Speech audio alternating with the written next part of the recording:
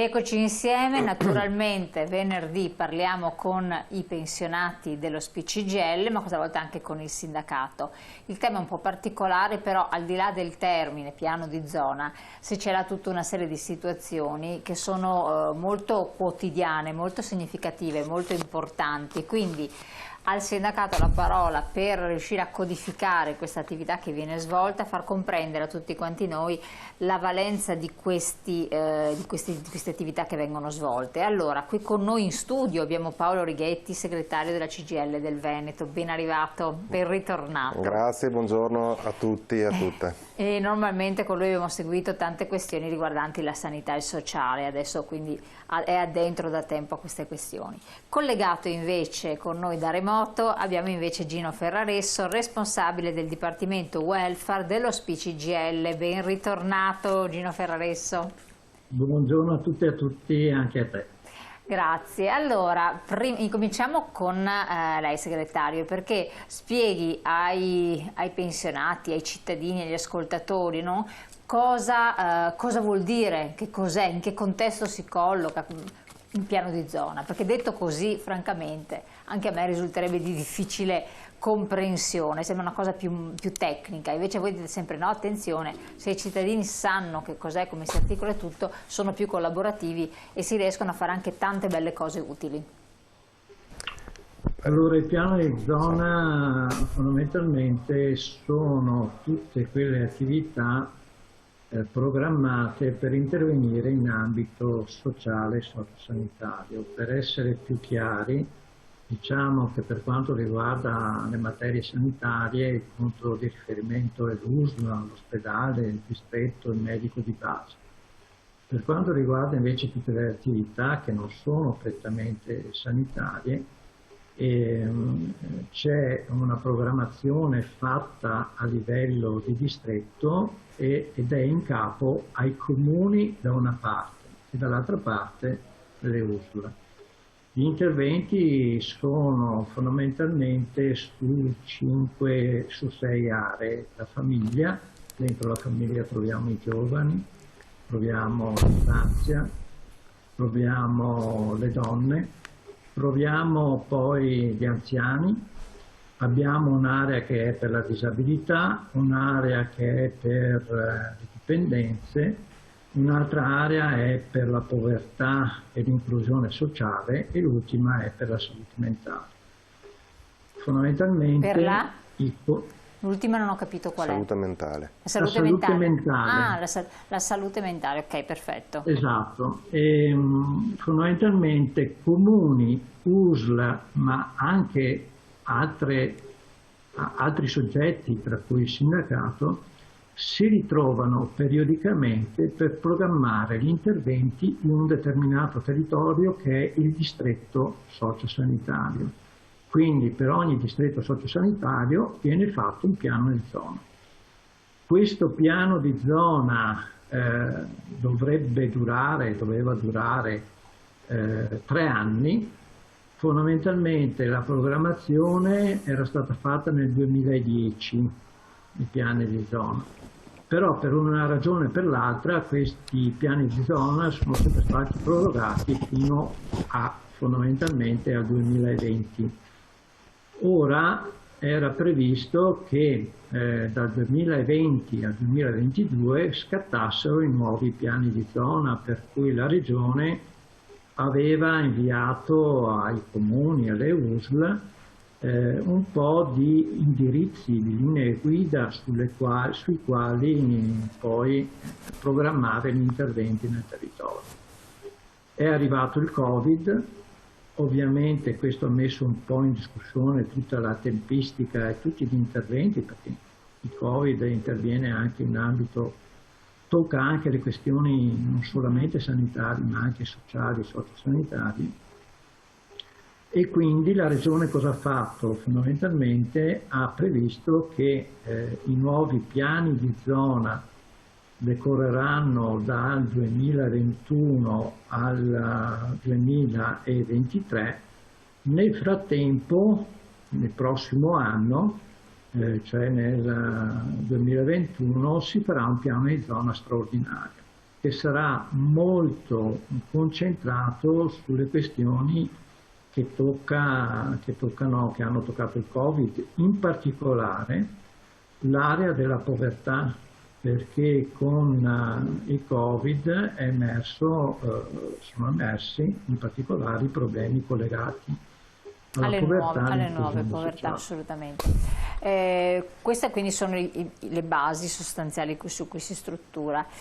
Segretario invece Paolo Righetti, per quel che riguarda anche l'operatività un po' più estesa come i singoli ambiti, cosa possiamo dire? Ma io amplierei il ragionamento su cui si collocano il percorso di costruzione dei nuovi piani di zona, su cui magari dopo Gino riprende meglio il percorso anche proprio definito recentemente dall'ultima delibera. Ma il contesto di riferimento che abbiamo è un contesto particolarmente preoccupante. Perché? Se noi mettiamo insieme l'evoluzione demografica, che per fortuna ha portato un innalzamento di vita, ma anche a un innalzamento delle patologie, no, della popolazione anziana, mettiamo insieme l'evoluzione del mercato del lavoro con un incremento fortissimo di quello che potremmo definire lavoro povero, e mettiamo insieme le emergenze sempre più frequenti sul piano economico e sul piano sanitario, l'ultima è quella che stiamo ancora attraversando, è chiaro che le situazioni di difficoltà, di disagio sociale e i bisogni della popolazione, quelli vecchi, quelli nuovi, sono sempre più crescenti, e se vogliamo sono stati da questa emergenza sanitaria non solo evidenziati, no, anche tutta l'area dell'economia informale che non ha avuto più difficoltà ad avere delle risposte, dei supporti rispetto a una situazione di difficoltà, ma li ha anche accentuati, perché rischia di accentuarli pesantemente, perché siamo dentro anche una crisi economica che si riflette sul sociale. Per cui i bisogni crescono. Quali sono i bisogni? Sono i bisogni delle persone in condizioni di difficoltà di reddito, per le ragioni, o perché fanno fatica a trovare lavoro o perché hanno un lavoro a termine, un lavoro povero.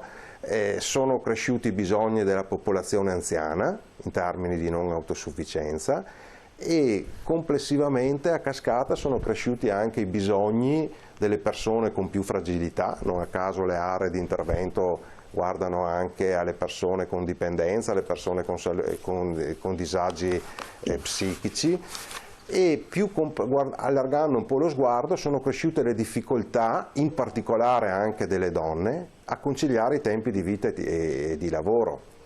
E questo la situazione del lockdown l'ha evidenziata in modo ancora più evidente. Le cause, bisogna interrogarsi sulle cause di queste situazioni, in parte le abbiamo già dette. Innanzitutto è la crescita del lavoro povero, del lavoro precario, del lavoro a termine, del lavoro nero, grigio e via dicendo.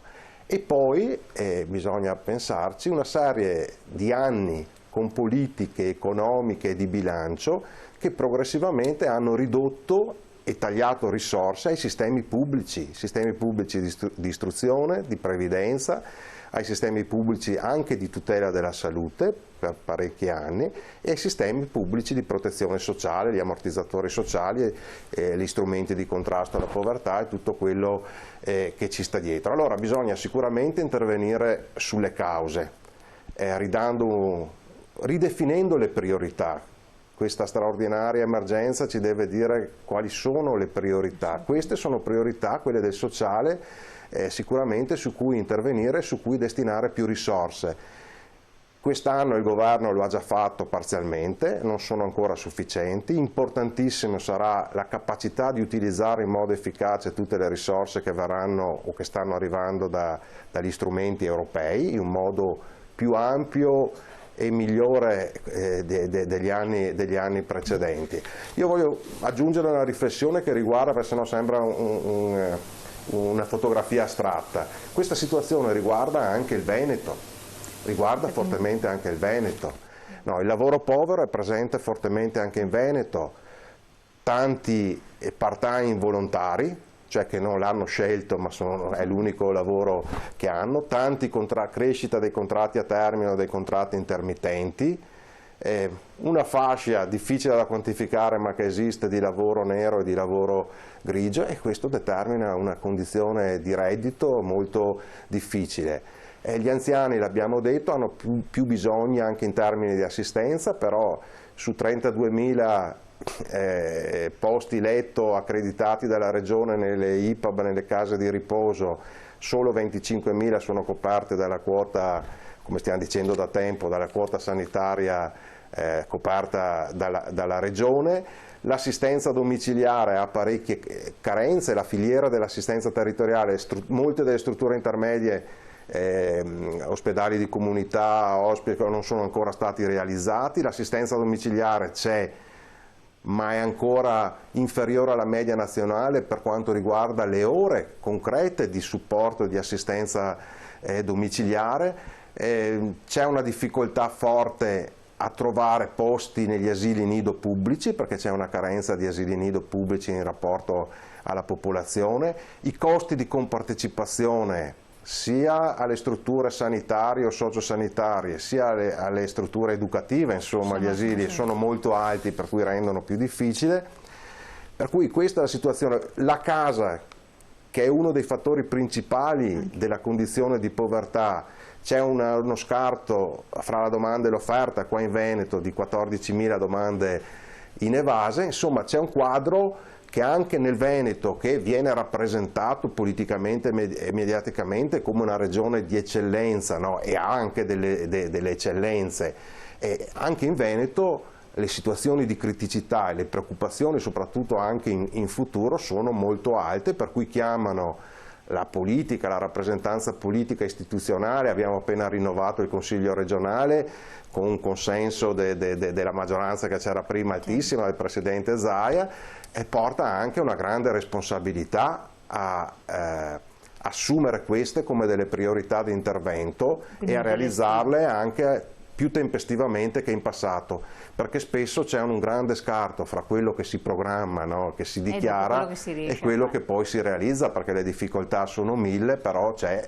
una necessità di un intervento che sia il più efficace possibile. Insomma. Allora, ecco, per collegarmi ai piani di zona, ovviamente tutte queste materie sono suddivise nelle macro aree che riguardano i tavoli di confronto a livello territoriale dentro il percorso di costruzione dei nuovi piani di zona, che dovranno fare l'analisi e individuare gli obiettivi principali e gli interventi prioritari da fare in quel determinato territorio. È per questo che assumono un'importanza veramente grande, insomma, dal punto di vista della programmazione. Perfetto, allora torniamo nel merito, vediamo anche che cosa serve concretamente per quel che riguarda il sindacato dei pensionati, quindi alle persone più fragili, agli anziani, quali sono i punti su cui insistere, fin dove si è arrivati. Lo facciamo sempre con lo SPCGIL Gino Ferresso dopo da collegamento, ma prima andiamo in pubblicità pochi secondi, quindi tra poco.